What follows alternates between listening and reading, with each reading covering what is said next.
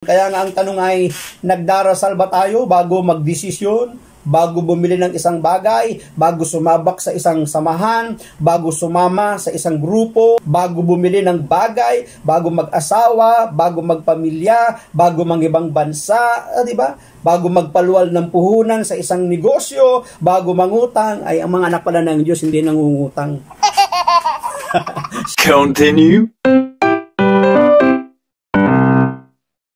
Kaya ang Panginoon, pwede nating katagpuin kahit saang dako, kahit saang lugar, sa ating kapanahunan, para maidulog natin yung ating mga paglapit, yung ating mga kahilingan, yung ating mga pagsusumamo, yung ating mga plano at balakin, para maisangguni sa Kanya. O, di ba? Tayo rin, inaanyayahang maglaan ng oras sa pananalangin, kagaya ng ating Panginoong Hesus. Bago siya magdidesisyon, bago niya gagawin yung pagpili sa 12 alagad na magiging haligi ng ministeryo niya, para kanyang turuan at para kanyang isugo, siya'y magdamag na nanalangin para hindi siya magkamali ng pagdulog, para hindi siya magkamali sa kanyang gagawing pagpili. Paano kung hindi siya nanalangin? Kung 2 Judas ang dumating. So, diba? Paano kung 3 Judas yung biglang mapili niya? O, diba? Di wala na magpapatuloy. Kokonti na lang magpapatuloy. O, diba? See? Tayo rin inaanyayahang maglaan ng oras sa pananalangin sa mga special na okasyon sa ating buhay. Maaaring ikaw ngayon ay may kinakaharap kang desisyon, plano, gagawin. Maaaring na isanggunin mo na sa kaibigan, kamag-anak. Pero huwag nating kakaligtaan na sangguniin ang pinanggagalingan ng totoong pagtatagumpay. Walang ibang magbibigay niyan ay ang Diyos. Kaya maglaan ka ng oras, maglaan tayo ng oras at panalangin para hindi tayo magkamali.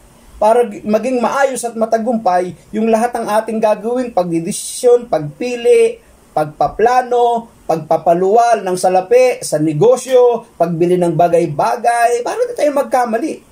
Anong dapat nating gawin? Maglaan tayo ng oras, mahaba-habang oras para humingi ng gabay, para yung ating mga panalangin matugon ng ating Panginoon. Napakahalaga kung paano ang ating Panginoon, anak na siya ng Diyos, bugtong na anak ng Diyos, Diyos mismo, may oras pa at naglaan ng oras para makapanalangin sa kanyang Ama. How much more tayo na madalas nagkakamali? Hindi ba natin kailangan ang gabay? Hindi ba natin kailangan ang patnubay? Hindi ba natin kailangan ang tulong ng Diyos? Mas kailangan nga natin kasi ordinaryong tao lang tayo Kasi minsan, ang iniisip natin, ang akala natin, tama yung ating patutunguhan, tama yung ating gagawin, tama itong desisyon mo, mayroon pong higit na nakakaalam sapagkat siya'y nasa mataas na dako, siya'y nasa kaharian, nasa langit. Walang iba kundi ang ating Diyos, ang ating Ama. Kaya anong dapat mong gawin? Dumulog tayo, manalangin, sumangguni sa Kanya. Sa lahat ng ito, ang Diyos ang dapat na ating sentro, liwanag at patnubay. Tingnan po ninyo, siya yung dapat na pinakasentro, siya yung liwanag, siya yung patnubay, sapagkat alam naman natin na hindi tayo ililigaw.